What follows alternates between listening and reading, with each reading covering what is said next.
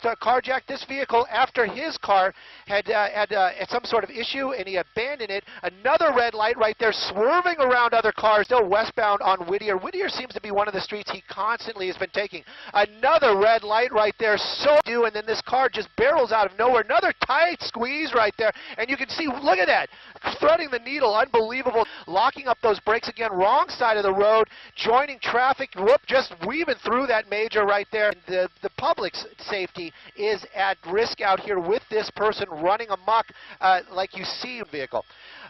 We're just south of the mall. Look at that. He's trying to get his way through there. Northbound on Paramount, looks like we're going to be getting into a parking lot, just cutting through, working his way back out. Now he's going to be on the wrong side of the road. He does have an island right there that he has to jump over if he plans on getting onto the freeway. Now it's actually has grass. Whoa, look at that. You just got to wonder what that person just driving along right there is got to be thinking. This guy is moving 80 miles an hour right towards you. It must be a panic situation. I wouldn't imagine anybody that I know to be in that situation. I would hate to see that. His speed seemed to have slowed down just a little bit. Maybe he's getting a little bit nervous, but you can see at least one officer right now really starting to close that gap. Oh. Montebello PD. Ooh, this little fishtailing. Solid red. Oh! Made contact.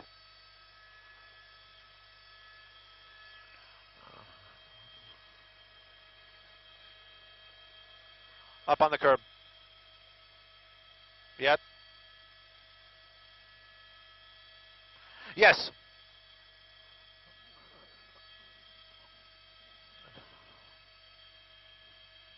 Well, yeah, we were privy to some of that information while we were trying to make our way to this pursuit. That vehicle did slow down in a neighborhood, and that person jumped out and fled. So I would believe that that would have been a suspect. That was Montebello PD making that huge effort to keep behind that vehicle. You also saw a California Highway Patrol vehicle right there, again, passing these vehicles extremely high speed. Officers are still behind them down there. They're a little bit farther back, as we understand it. The helicopter keeping an eye on. Look at that, again, wrong side of the road. High speeds, and it seems to be a little bit more of a residential area. And at this erratic driving, he is making, look at that, cutting these people off. On the wrong side of the road again. You know, you mentioned those intersections. He has hit so many solid reds. Look at the number of pedestrians right there. Southbound Alhambra right now, southbound, the deputies are saying, you know, my stomach tenses up because you're just worried for the other people involved, the pedestrians. Whoa! Ho! Ho! Oh, just, you know, this person obviously no regard, you know, luck, I'm not sure what you want to call it, luck probably for the other people, not for this person, that nobody's been injured, but so close there with that pedestrian, and again, oh, solid red. Solid red right there. You know, you're right, and you know he is moving sheriff vehicles right there. Now they're going to start joining that pursuit. Whoa! Right through that center divider. It can't be good for that vehicle. And now he's going against traffic underneath the freeway right there. I believe that's the 10 freeway. There's that sheriff ship that I was talking about earlier on. Driving over that center divider, those high speeds can't be good for that vehicle. But that car, now it's in a residential area again, and you can see that how tight these streets are. And look at that. There's so much traffic out here this afternoon, so many close calls. I can't even count how many. This car continuing on though seems to be slowing down just a little bit, but again, you know, he's coming around other people. Whoa! Oh! Oh! Oh! Oh! This is just the norm. Don't know if that car actually made contact there, but it was so close. Cutting off drivers. We're approaching the 10 freeway, and he's on the 710, cutting across there on a gore point, and I believe that's going to take us on to the 10 freeway. It's one. Oh, excuse me. I'm finding out that it's one of the side streets right there, but he's basically stuck right there. Ramona is the off ramp, and he's working his way. Whoa, another.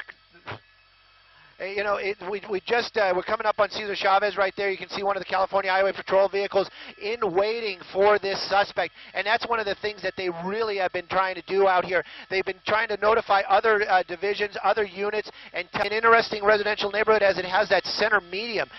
Stop sign right there, and another car just turning. Look, you can see those people swerving out of the way to avoid collisions with this suspect. Look at that, cutting off a bicyclist right there as we were weaving through this residential neighborhood. These streets getting tighter and tighter out here. You can see that helicopter. Sheriff's Department. Look at that bright night sun, keeping that area lit up, keeping that area warning the other people that what's going.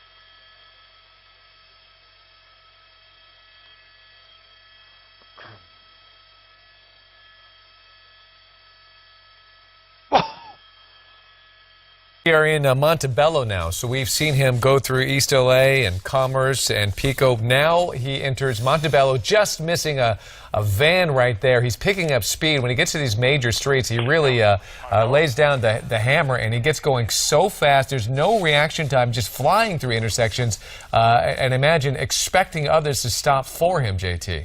Yeah, it's just, it's everybody, it's right now he has a total disregard for anybody's safety, David. He is going to do what he wants and when he wants, and they need to get him off the road. We understand he is westbound on Beverly right now in Montebello. We thought it was east. Cautious about that. We've heard him talk about it many times, that if this guy gets out of that vehicle, he has carjacked before, and there is always that possibility that he will do it again. Working our way into Downey. Looks like a pit. Looks like a pit. Oh, whoa, whoa! Oh, now you know that was not the plan that they had for that suspect. Right there, he just TC'd into a civilian vehicle. The door popped open, but nobody's jumped out. That vehicle definitely came to a stop out here. We're very close to Downey. We understand that they were just about to tell the Downey officers they were heading that way. You can see the officers. They're basically southbound Lakewood. Southbound Lakewood is where we're talking about. There he is, suspect. He's got the gun in his hand, and he's shooting in the air. It looks like we saw two muzzle flashes as this suspect is running with that weapon in his hand. This suspect running southbound now through what we're looking at is a shopping mall area. He did shoot. He did shoot into the air a couple of times. We're keeping an eye on that awning. We want to try to move a little bit to the south. Unsure if he's keep coming around, John. And we're not sure if he ran into that restaurant or he was inside that awning. As I understand it, he ran inside this Chris and Pitts. And here comes the pit off the right side. Yeah, he crashes into another vehicle. And get everybody on the other side of this car out of the way. He's jumping. He's running by the Chris and Pitts, running there. He's got a gun in his hand, you said? You got somebody that ran into the Chris and Pitts here. Can just imagine what kind of panic is going on inside that restaurant right now. You can see people running outside, officers taking them or talking to them, getting them to safety.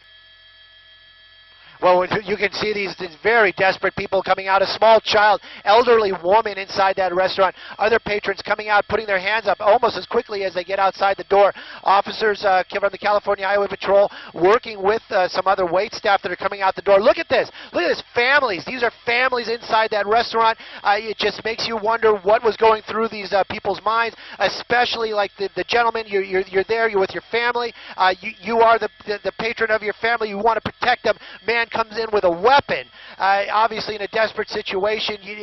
This could have gone very, very south. We don't know what exactly is going on in there right now, but I can tell you that you can see these people coming out very scared, very high tension. Officers from the California Highway Patrol, weapons drawn. We saw many children coming out of this. Look at this, another large family coming out. Children, adults. This is indescribable to think what must have been going on inside that restaurant as this person ran in there with that weapon. We know he was shooting in the air earlier on. Look at the number of people inside that restaurant. We could tell just from the number of cars in the parking lot that this restaurant had a lot of people inside. That door. You're going to see the muzzle flash. There he goes. He's muzzle, pointing out that gun, and he right over his head. And I mean, what a dangerous. More people coming out. Watch closely. Look at all the people that were in this restaurant. Absolutely. What a scene in there. And it may be a good idea, and I'm not sure we can roll that tape back from the suspect coming out, but it might be a good idea when we get a chance to actually look at that video again to see if there's any distinguishing tattoos or anything other than clothing that could, usually shoes are a good thing, sometimes they don't change shoes, that we could... Ran in with a gun. Yeah, David, that's the assumption that I made. It could be the right or the wrong Look, assumption. more people are coming out right now. That's a live I'm picture. sorry to interrupt you, JT, but you can see more. This restaurant had so many people inside, and look at these children. And I mean, what a scene for these poor patrons who are dining inside this barbecue restaurant. And that's an employee probably right there. Yeah, a lot of people with red shirts, so maybe that's their uniform that they wear in this restaurant. But go ahead, JT. What were you telling us? Yeah, the assumption that could be made is that you would think that immediately people would... Let me make my way back going. Oh, they're going inside? All right. Let's be quiet. Let's be quiet. Oh, man. They're pushing everyone back here now. Loud flashbang just went off.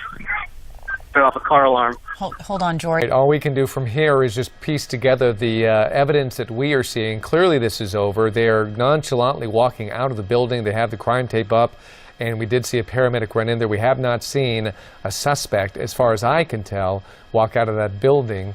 We did see some people in handcuffs, but we believe that was precautionary, and that was after this dynamic entry that they made inside, so they didn't take chances on anybody that they ran into. They handcuffed them all and walked them out, but quite possibly the gunman may be down.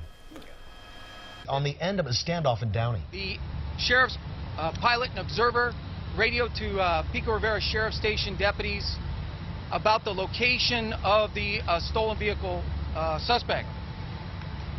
While they were waiting for ground units to arrive from the Sheriff's Department, they continued to observe the suspect, and they watched him carjack a person at gunpoint at the 11400 block of C Drive, that's S-E-E Drive, in unincorporated Whittier County. What took place inside the restaurant, I do not have that information. I can bring you up to that point. I can tell you from there, an emergency developed. The Special Enforcement Bureau of the LA County Sheriff's Department entered the restaurant. There was a deputy involved shooting, and the suspect is deceased. Again, I don't have information about what happened inside as this just occurred. As you can imagine, it's been a very difficult night, especially for the people in the restaurant, as well as anybody who's had contact with a suspect during this very dangerous few hours.